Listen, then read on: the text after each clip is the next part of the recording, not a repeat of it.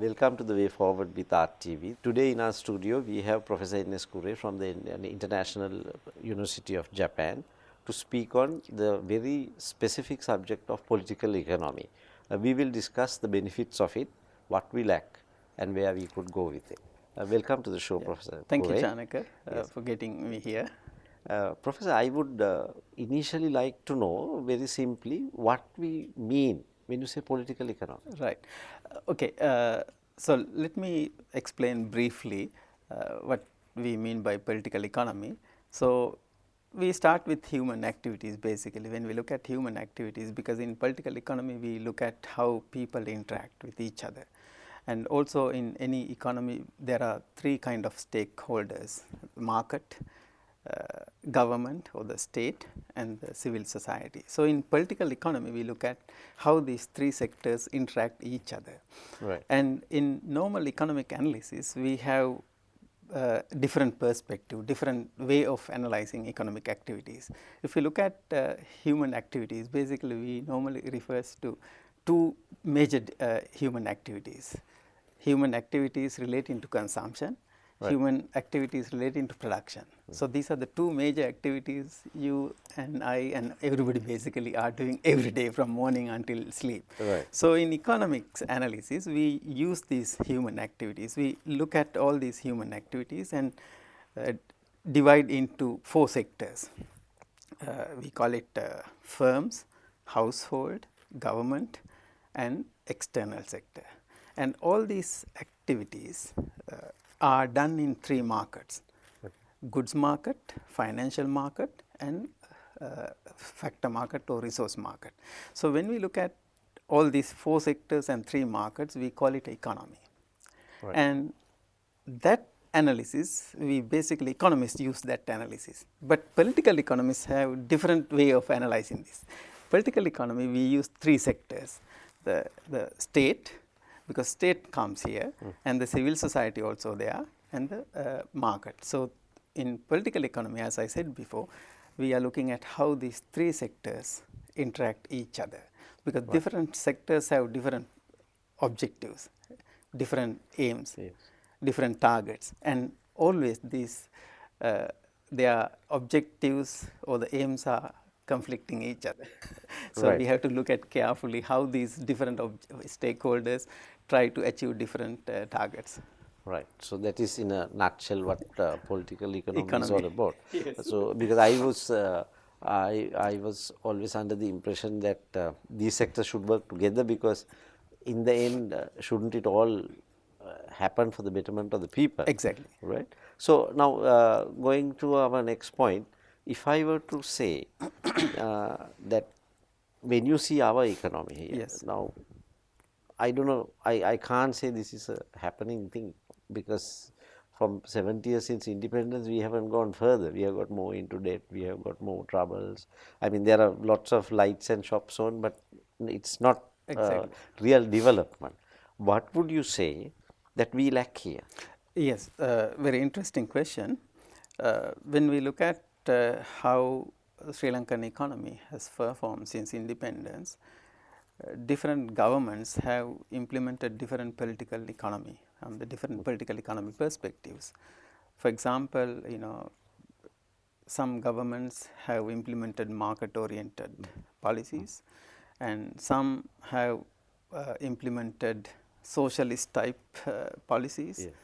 And now what we are implementing is called social market economy.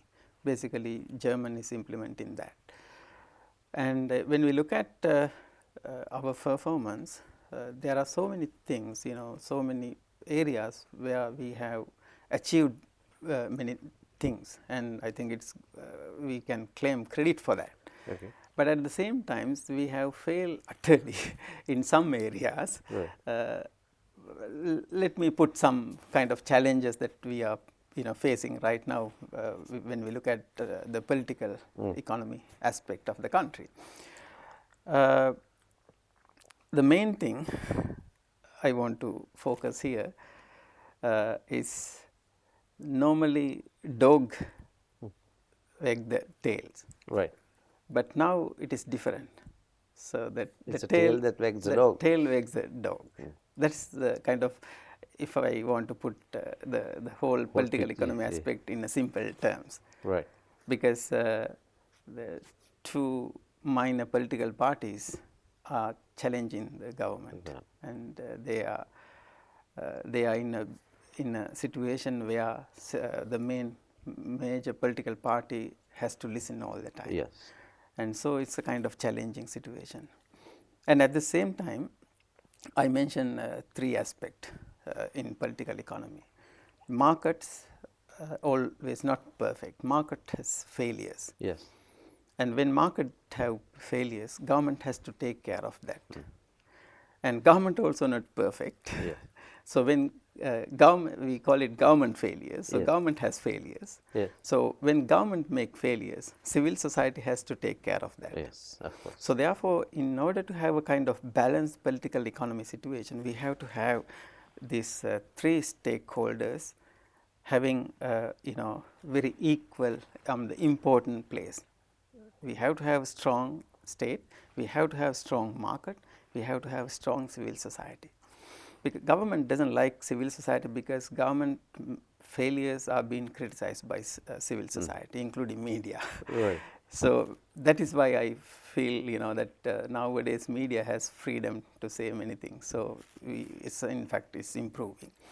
So what I want to say, the government has failed in many areas since independence. People don't trust the government now, and our government institutional mechanism has failed. I'm not blaming all the government institution, but if you look at the recent the East attack, who is responsible for that? Everybody is blaming someone else. So they are not taking responsibility. Yes. So the people don't have trust on any government institutional mechanism. So therefore, the civil society has taken some responsibility in recent times. For example, that the cardinal Yes. has basically cooled down the situation, domestic situation and the international situation. So that's a good example for strong civil society activities. The Buddhist monk has expressed their views, and so civil society also getting that. Has acted at a time of need. Exactly, exactly. And at the same time, when we look at the recent development, we don't have national identity, in fact.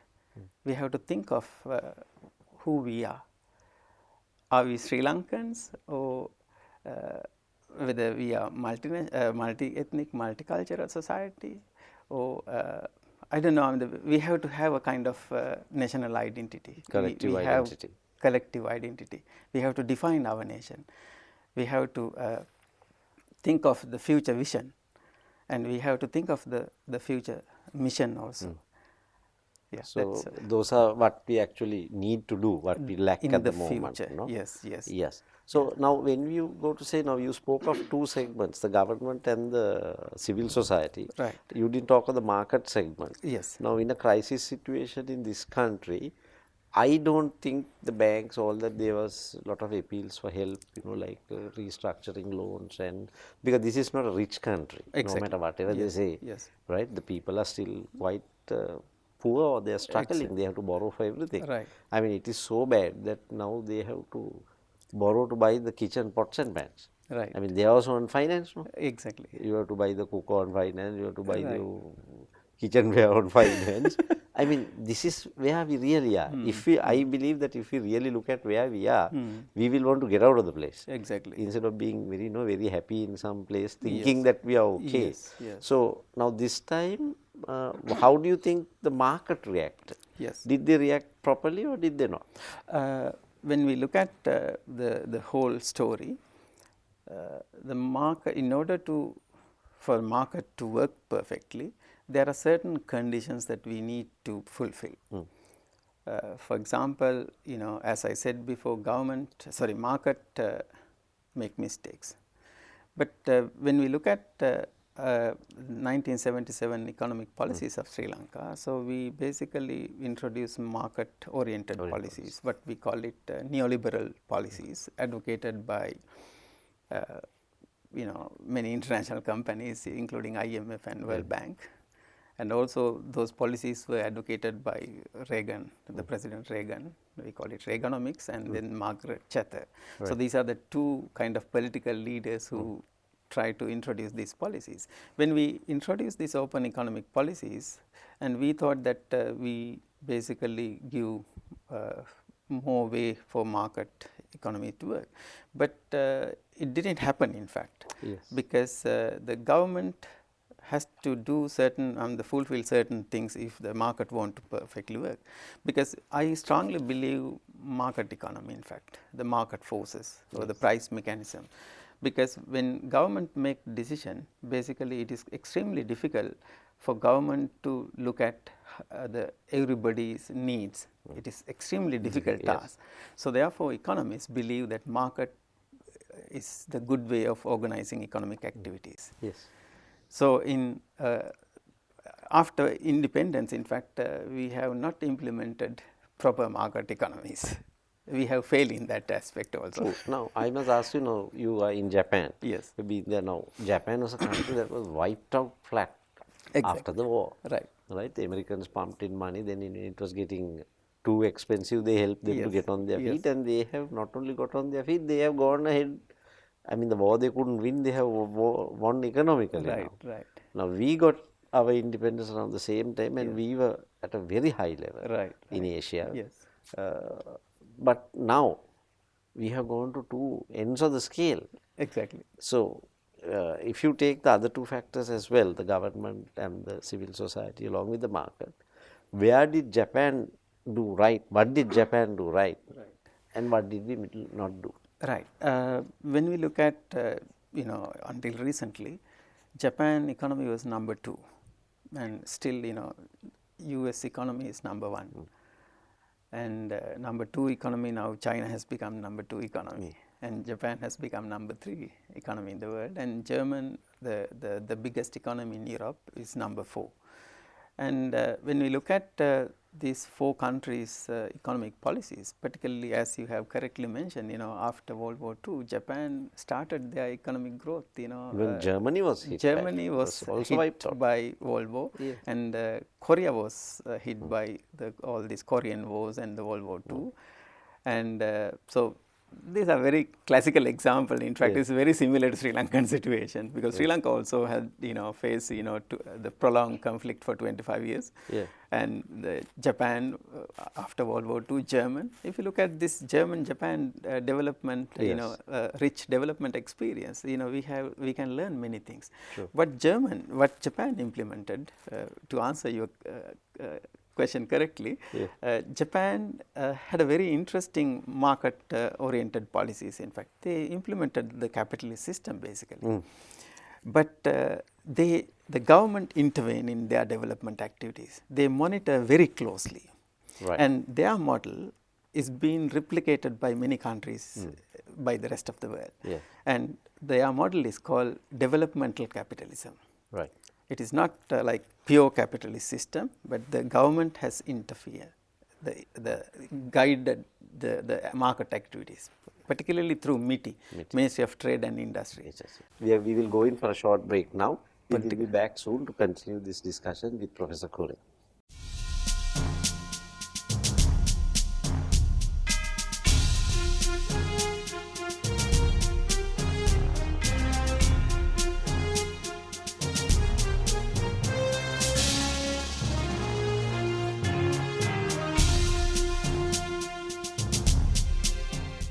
Welcome back after the short break to the way forward. We were in discussion with Professor Cooray about how we can take this country forward, implementing the correct policies on the political economy of this country. Professor Cooray, you were talking of the situation of Germany and Japan, how they came out of that very fast and right to the front after the war. What specifically did they implement? So basically, the development of a country depends on policies. Who are going to make policies? It is qualified policymakers, and of course you can put politicians also when it come to the policy making process. And let me just give you a very interesting example from Japan. So, if we look at the MITI, Ministry of Trade and Industry, so the policies basically that Japan implemented, is taken by strong bureaucrats, very qualified people, maybe some are maybe with a PhD, very dedicated. In fact, they have kind of national interest, Yes. not the personal interest. And for example, Singapore also have very the qualified group of cabinet. Yes. And in Japan also they put that the qualification and the experience and the commitment for the country. Right. And MITI, when they make this the policy making process, there are so many involvement. In fact, it is not like quickly you make one policy. For example, recently the abolition of scholarship was taken very quickly. But in Japan, the policies decisions are not taken like that. Right. You need a kind of process, study on that, and have research, the empirical evidence. Yes. So the Japan, the MITI, when they introduced economic policies for the country, they did it in a rigorous way. Right. So they had long-term plan. Yes. So starting from ministry lower level, and then going step by step, like director level, and then the secretary level, then the minister level, and also they get instruction from the top political body. So they have series of discussion, and then they finalize policies. Right. Once it is finalized, then nobody can change. The politicians will come and implement those policies, and then after 5 or 6 years they leave, and they maybe next group of people can come and implement that. So the policies remain unchanged basically for a long time. Yes. But what we see in Sri Lanka is a policy backsliding. Yes. New political parties comes, they change the previous government policies, and then the investors don't like that kind of thing. So we have failed in getting enough investment when compared with like Vietnam and some other countries.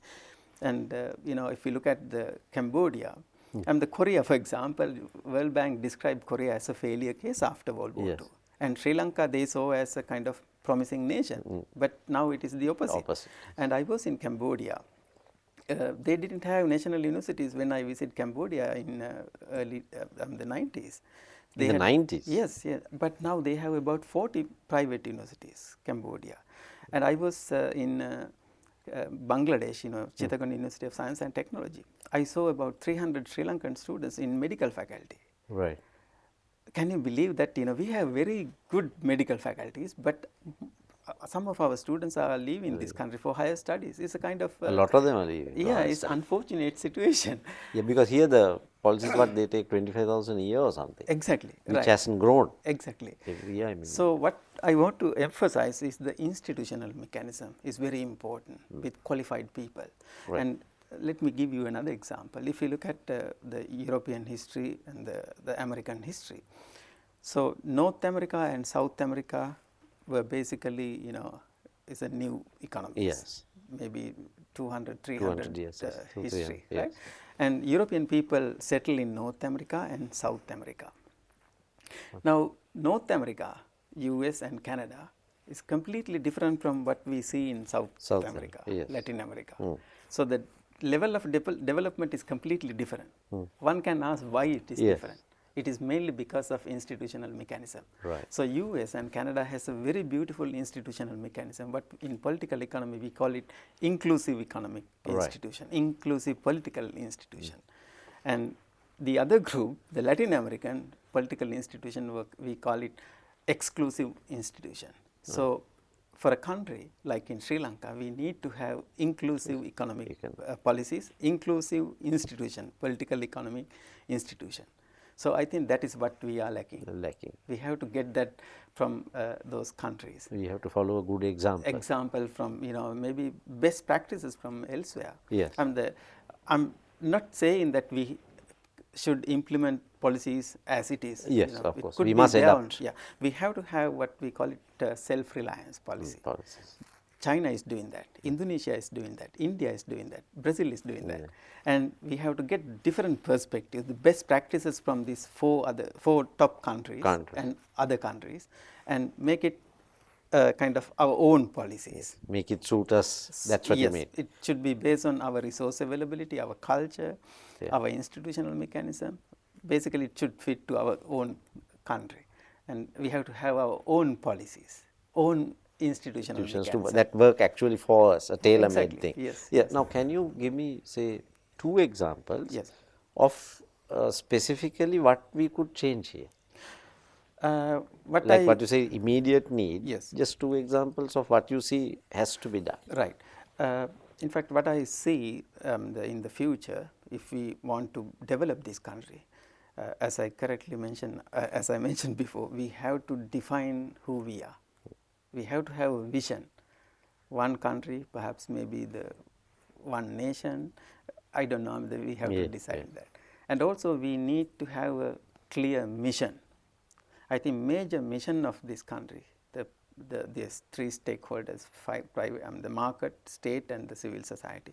We have to focus on the material well-being. Yes. We have failed in achieving progress, enough progress. Yes. People are desperately in need that. Yes. So we need progress. I call it material well-being, and we need to have spiritual well-being. That's also very important, because we have very strong, the very rich culture. Perhaps we should think of having proper institutional mechanism. Particularly, I would like to suggest like 3 kind of institution that is very essential for country's development. When we look at the government failures, market failures, civil society failures, we should not make any mistakes in these 3 areas. One is, if we want to achieve material well-being, progress, or the economic development, we have to have correct economic policies. So therefore, when we look at US, Japan, even China, German, they had very long economic council. So we have to have strong economic council where they should be able to advise government, president, prime minister. So we have to have strong economic council. It's a kind of permanent body, and the government has to listen to them. So they are making national policies. Right. And the other one is, we have to have correct economic policies for that. We need a council. And in order to achieve economic development or economic growth, we need to do business. Without business, we cannot achieve any growth. So therefore, we need to have sound business policy. So who is going to make that? We need to have an institution for that. So I call it business council. So that has to have a kind of permanent body, and they will be advising the government. So they make national policies, national business policies. And the third council that I am proposing, peace and security, is a must, because without peace and security, you cannot do business. Without business, you cannot develop countries. So therefore, these 3 are very important triangle in my analysis. Now, as you suggested, these 3 very important bodies, we'll say they are brought to act, and we give it say 3 years or 4 years. Not a very long period, 3 or 4 years, and they work like they should work. How much can we achieve in this period? See, it's quite difficult for us to have targets. Of course, it is not like... No, comparatively, from now to then. Yeah. For example, many governments since independence have targets. For example, recently this government also wanted to say they want to achieve 6 to 8% of economic growth. They want to achieve, those are like macroeconomic goals, like maintain low inflation, having low unemployment rate, reduce budget deficit, achieving having positive trade balance, those kind of economic indicators. But what I see, those are very short-term targets that politicians are interested. Because when you look at the life of political, the ruling government, basically they target for 5 years or 6 years. But we have to go beyond that. We have to predict this country, how we should see our country in 50 years from now on, and 100 years from now on. So therefore, we have to have a kind of long-term vision. I'm not interested about this short-term, economic indicators, because when you correct all these things, as you mentioned before, we are heading toward in a good path, in a correct path. So as a kind of another kind of point I want to focus here, the governance structure, the government structure also very important. Now, for example, if you look at the number of ministries we have, it's so Far many too ministries. And there is a very interesting, ministry. I have looked at some other countries, the ministries. If you look at China, Japan, Germany, they have about 20 or 25 ministries. Yes. So there's a beautiful way of allocating ministries. If you look at national account system, we call it SNA system, Right. system of national accounts. So that was developed, long time back. It has, during even World War I had that, and then the first the document was introduced in 1952 by UN. So they call it system of national accounts, and based on that national accounts, our Department of Statistics, Census and Statistics, they prepared all the economic activities under their classification. So all the activities relating to consumption and production, they put into three categories: agriculture sector activities, industrial sector, and the service sector activities. So when we look at economic activities in this area, basically we can allocate ministries based on that classification. Right. This is in So fact this is the crux of the matter. You Exactly. divide it according to these three economic activities, because almost all activities are categorized under these three major. And where they serve, you put them in one lot. That's what Exactly, you mean, right? yes. Okay, that was very clear. Thank you very much. It was very nice, and this is refreshingly a new topic that we discussed. I am sure it will benefit a lot of us, and I do hope that that people would take these policies forward, suggestions forward, because our whole aim is actually to, no matter what, to take this country forward. Yes. So thank you. Thank you so much. It's very nice being with you. Thank you. Thank you. This brings us to the end of this week's program of The Way Forward. So it's goodbye from now from RTV. We will be with you soon with our next installment.